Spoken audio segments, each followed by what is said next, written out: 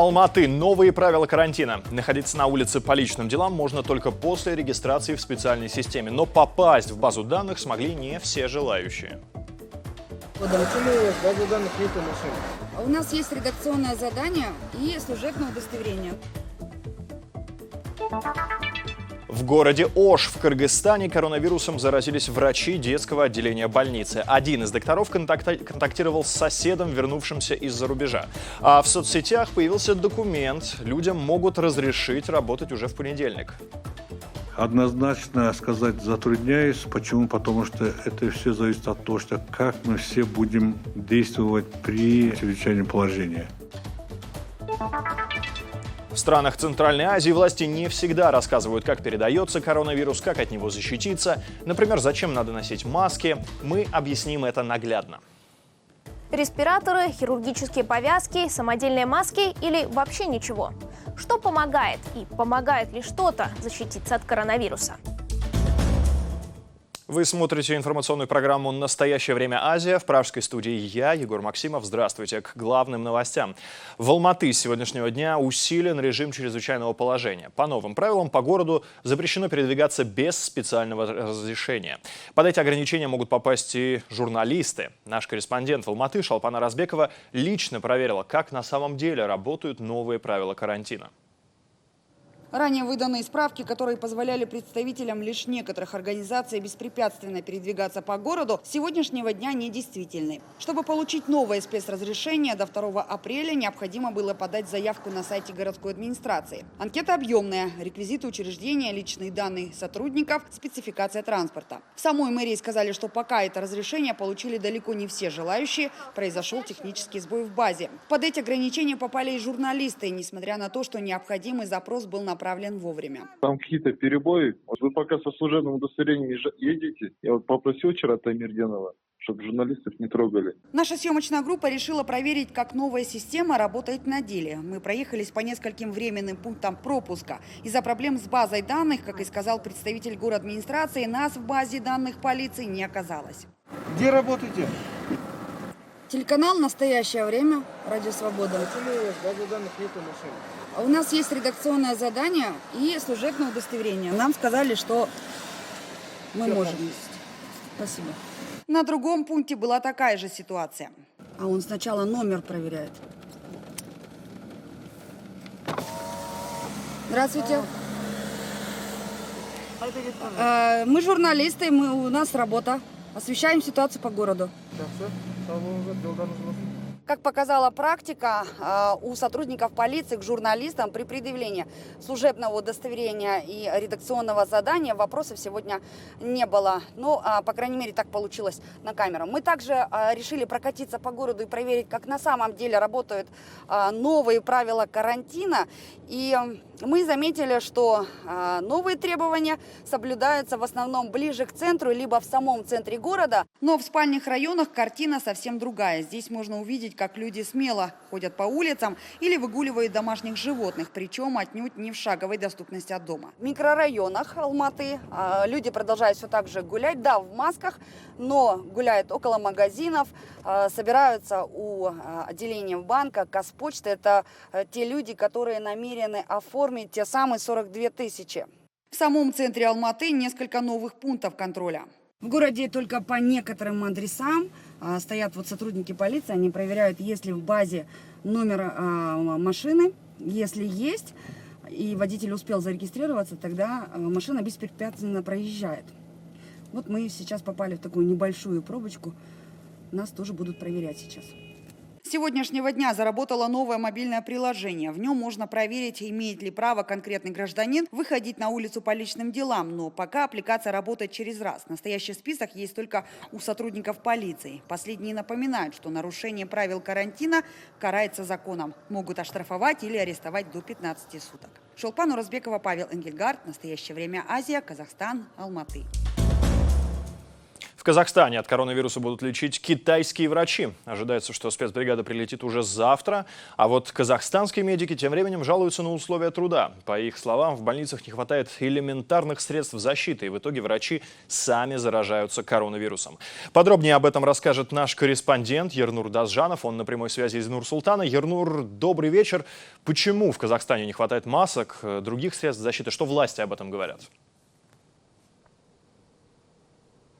Приветствую, Егор. Вот, к примеру, сегодня большой резонанс в стране вызвало обращение через соцсети врача-инфекциониста из Жамбылской области, которая заразилась коронавирусом. Это, я бы сказал, даже было похоже на крик о помощи. Так вот, женщина, ее зовут Толкунай Ордабаева, рассказала, что происходит в стационаре, где лежат инфицированные. По ее словам, сотрудникам элементарно не хватает масок и лекарств. Также контактных пациентов выписывают попросту без анализа на коронавирус. Что самое страшное, врач утверждает, что местное управление здравоохранения скрыло факт заражения коронавирусом медработников. Пост женщины в Фейсбуке набрал тысячи лайков и репостов. Как же отреагировали местные чиновники? Они по обыкновению стали отрицать все это и даже намекнули на то, что врач попросту врет. В ситуацию даже вмешался министр здравоохранения. Он поручил разобраться во всей этой истории. На данный момент известно, что начато служебное расследование. Ну а дальше давайте послушаем, как описывает ситуацию в стационаре врач-инфекционист. Администрация Меркенской центральной районной больницы оказывала давление и принуждала медицинский персонал шить себе маски. На работе не предоставляют маски и средства защиты. Принуждали перерабатывать. Все это привело к спаду иммунитета. У контактных не проводилось ретестирование на 14-й день, так как нет средств в Жамбылской области. И пришлось выписать контактных без контрольного анализа на коронавирусную инфекцию. Что касаемо китайских врачей, группа из 13 специалистов ожидается, что прилетят завтра в Нур-Султан. Они проведут тренинги для местных врачей, также наглядно покажут, как выявлять коронавирус и лечить больных. Также вместе с делегацией прибудет очередная гуманитарная помощь от Китая. Ернур, а сегодня с обращением к казахстанцам выступал лидер нации Нурсултан Назарбаев. Что он сказал на этот раз? Да, верно. К сожалению, увидеть на телеэкране Нурсултана Назарбаева не удалось. Его обращение опубликовали в виде статьи. Так вот, называется она «Когда мы едины, мы непобедимы». Особо внимательные пользователи соцсетей заметили, что это перекликается с лозунгом борцов за демократию во всем мире. Он звучит так: «Когда народ един, непобедим». Согласитесь, забавно. Ну а в самой статье Ельбасы рассказывает о достижениях страны за годы независимости. Все это приправлено рассуждениями самого первого президента, также цитатами великих людей и поговорками. Никаких конкретных цифр там нет и каких-либо планов на конкретных планов. Нурсултан Назарбаев просто призывает граждан к спокойствию и сплоченности, а предприниматели в очередной раз просит помочь государству финансово. Предлагаю послушать отрывок из его статьи. Благодаря независимости вы создали свое дело, стали состоятельными. Теперь пришел и ваш черед задаться вопросом, что я могу дать своей стране. По моей просьбе предприниматели помогают соотечественникам, оказывая финансовую, материальную помощь. Надеюсь, что это благое дело получит свое дальнейшее продолжение. Спасибо большое. На прямой связи наш корреспондент Ернур Дазжанов.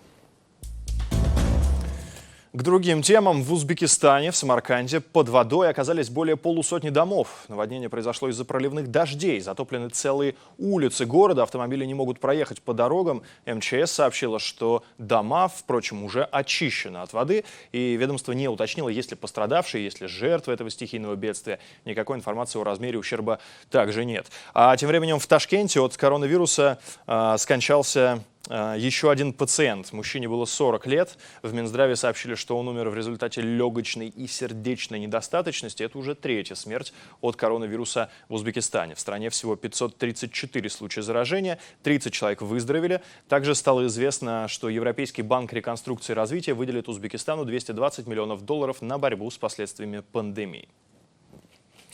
В Кыргызстане очередное массовое заражение врачей. С утра министр здравоохранения заявил, что в городе Джалал-Абаде заразились все работники местной инфекционной больницы. И теперь ее закрывают на санобработку.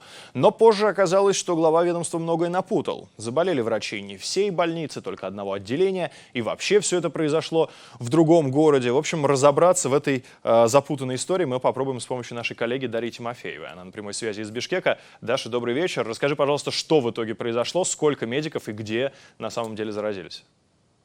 Егор, привет. Да, заявление нового министра здравоохранения сегодня наделало много шуму, и чиновники потом еще полдня давали разъяснения. В итоге оказалось, что заразились сотрудники отделения инфекционного детского отделения в Аше, а не Джалалабаде. И сейчас именно оно закрыто на дезобработку, а маленьких пациентов поместили в медучреждения области. Сколько именно врачей и сотрудников этого отделения заразились, власти не уточняют, но говорят, что это не весь персонал этого отделения. Стала известна причина заражения. Один из медиков контактировал со своим соседом, который вернулся из Малого Хаджа, заразился сам, а затем заразил и своих коллег. В целом по стране растет даже по официальной статистике количество инфицированных медиков. Это 32 человека из всех 270 заразившихся. И власти сегодня озвучили сумму компенсации. В случае заражения медика это около $2500. В случае смерти более 12,5. Но потом они вновь внесли коррективы и сказали, что суммы эти неточные и пока они только на рассмотрении. Даже еще один вопрос. Ровно через неделю подходит к концу режим ЧП в отдельных регионах страны. Есть ли информация, будет ли он продлен? Да, Егор, сегодня появились в мессенджерах интересный документ, в котором говорилось, что якобы уже в понедельник многие объекты в республике откроются, но власти все это опять же опровергли, сказали, что документ фейковый, но сами не объяснили и не уточнили, будет ли продлен режим чрезвычайного положения дальше или он 15 числа уже как бы его снимут с республики. Спасибо большое. Дарья Тимофеева на прямой связи из Кыргызстана. К новостям из России. Владимир Путин предложил новую помощь населению из-за коронавируса. Президент России провел совещание с главами регионов. Беседа состоялась по видеосвязи, и Путин совместил ее с очередным обращением к гражданам. Президент России объявил о разных дополнительных выплатах. Например, врачи и медсестры, которые лечат пациентов с коронавирусом, должны будут получать дополнительно от $300 до $1000. Кроме того, по словам Путина, нельзя закрывать транспортные сообщения внутри страны. Хотя ранее именно так поступила Чеченская Республика, но этот случай президент не прокомментировал. И в конце своей речи Владимир Путин выразил уверенность: Россия справится с коронавирусом, потому что до этого победила печенегов и половцев. Дорогие друзья, все проходит. И это пройдет. Наша страна не раз проходила через серьезные испытания. И печенеги ее терзали, и половцы. Совсем справилась Россия. Победим и эту заразу, коронавирусную. Четвертые сутки семья известного таджикистанского правозащитника Бахрома Хамроева находится на карантине. Самого адвоката госпитализировали с коронавирусом в больнице в Казани. Такой же диагноз накануне поставили всем 3 членам его семьи, и теперь им запрещено выходить из дома. А волонтеры отказываются помогать родным Хамроева. Как рассказала его супруга, Радио Свобода, в службе поддержки ей объяснили, что не хотят подвергать волонтеров опасности. Дело в том, что также адвокат занимается делами политических диссидентов и беженцев из Центральной Азии. Медики пригрозили завести уголовное дело, если семья Хамроева нарушит карантин. У жены адвоката попытались взять расписку о запрете нарушения изоляции, но она отказалась. Хамроева настаивает, что без сторонней помощи, без поддержки волонтеров она будет вынуждена выходить на улицу и за лекарствами и за едой. Я позвонила в Минздрав и доложила об этой ситуации и спросила, что нам дальше делать. На что Минздрав нам дал 2 номера, один из которых постоянно занят, и я не могу до них дозвониться. По другому номеру ответили, что решение данного вопроса не входит в их компетенцию. Я также попросила врачей поликлиники номер 18, куда мы подкреплены, попросила, чтобы они принесли нам лекарства на дом. И при этом сказав им, что мы готовы оплатить стоимость всех лекарств, но, пожалуйста, принесите. На что терапевт поликлиники номер 18 ответил нам, что это не входит в их обязанности. Жители многоэтажного дома в центре Худжанда уже несколько месяцев просят чиновников снять баннер с портретом Эмомали Рахмона. Его повесили год назад. Речь идет про баннер накануне праздника Навруз. Тогда городские чиновники говорили, что снимут изображение уже через 2 недели, но внезапно забыли о своем обещании. Теперь жители дома подчеркивают, что политику президента они одобряют, но Эмомали Рахмон заслоняет им свет. Из-за огромного баннера в квартирах душно, темно, лампочки приходится включать даже днем, а чиновники просто игнорируют обращения граждан. В последнем письме жильцы даже предложили альтернативный вариант – снять баннер и повесить его на стене другого здания по соседству.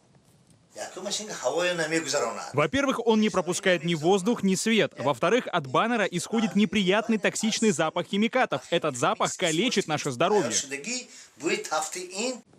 Портреты и баннеры с цитатами Эмомали Рахмона уже давно стали привычными в Таджикистане. Последние 5 лет в стране полноценный культ личности президента. Эти портреты висят на всех административных зданиях в разных частях страны. В прошлом сам Рахмон выступал публично против своих портретов на улицах, но даже после его речи ничего не изменилось. В Таджикистане начали производить средства дезинфекции. Раньше их привозили в основном из-за границы, но из-за перебоев с поставками власти решили создавать своими силами. Кроме того, сегодня утром из Душанбе в Мюнхен вылетел спецрейс, который перевозил иностранных граждан. Они ранее не смогли покинуть Таджикистан самостоятельно. Добавлю, что по официальной информации в стране нет ни одного заразившегося коронавирусом. Подробнее расскажет наш корреспондент Анушервон Арипов.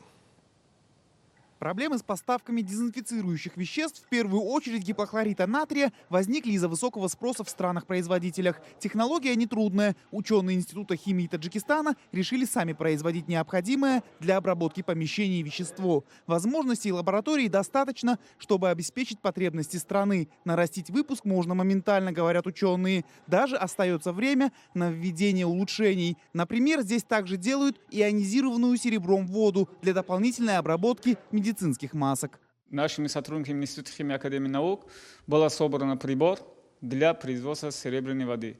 Производительность данного прибора в данный момент 200 литров в сутки, но по необходимости мы можем ее увеличить.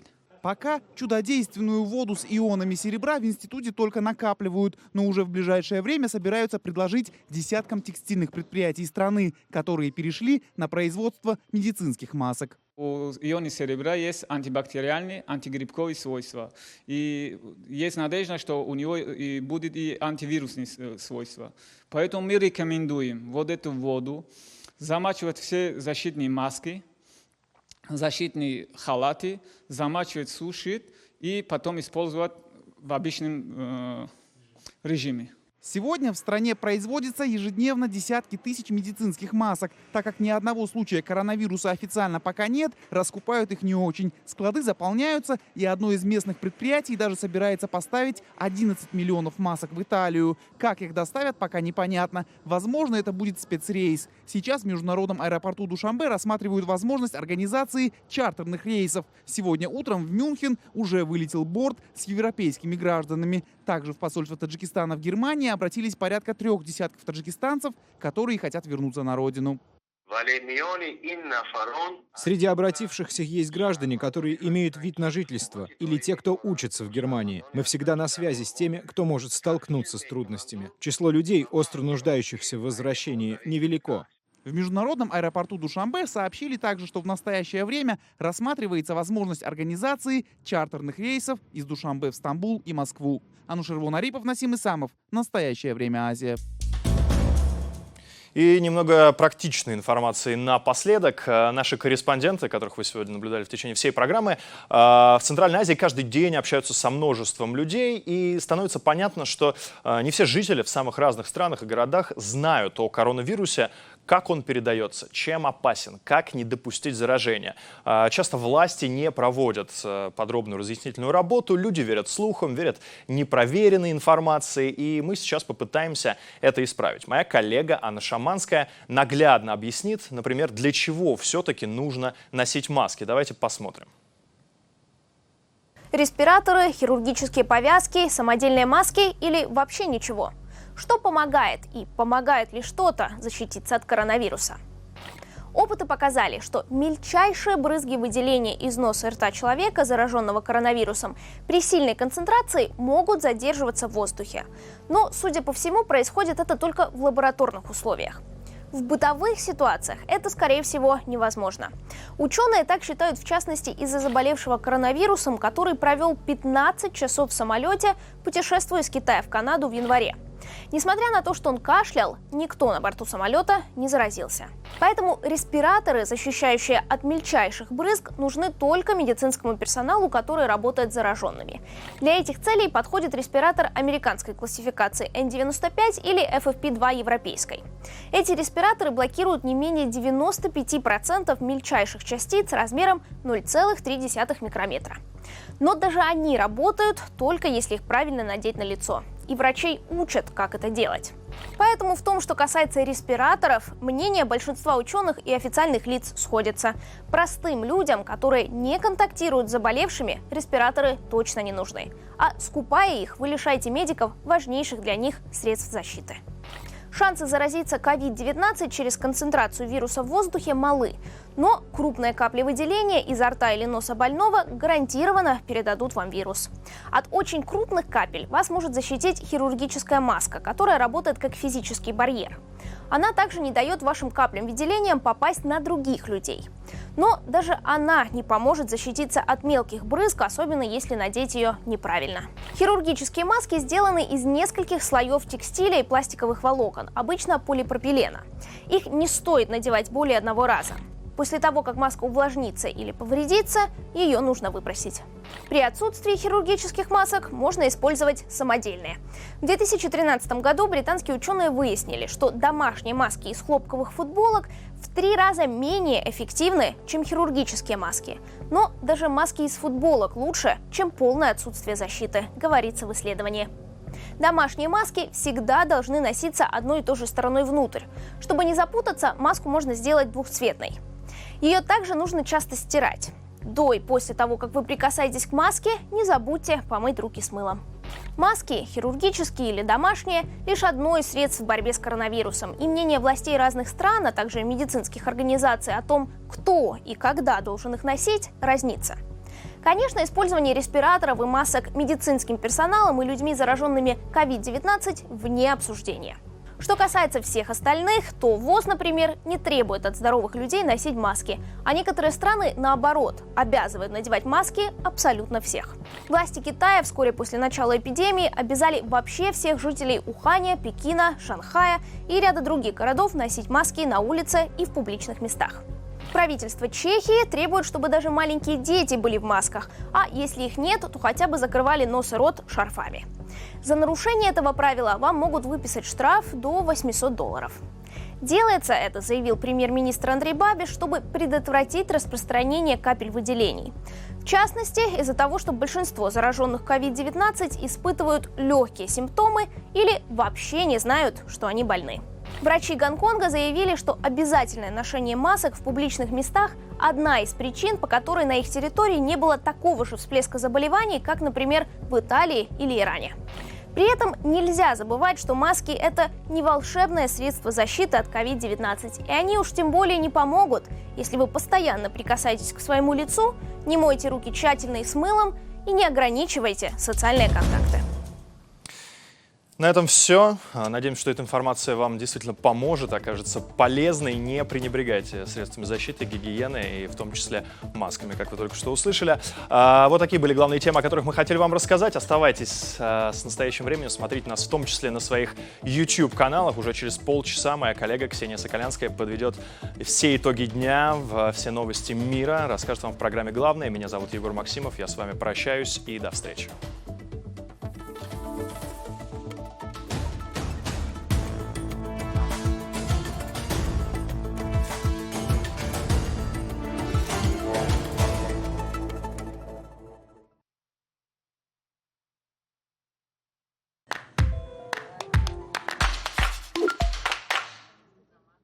Место, куда я еду сегодня, было настолько секретным, что его маскировали как могли. Возможно, поэтому Павлоградский завод назвали химический, хотя здесь собирались баллистические ракеты с ядерными боеголовками. Ракета состоит из 2 двигателей. Сегодня здесь производят военные ракеты для украинской армии. А еще, спустя 25 лет после договора о ядерном разоружении, до сих пор утилизируют ядерное наследие советских времен. Но, как вы понимаете, процесс еще не закончен. Противник может увидеть белый контур. Вперед, вперед, вперед,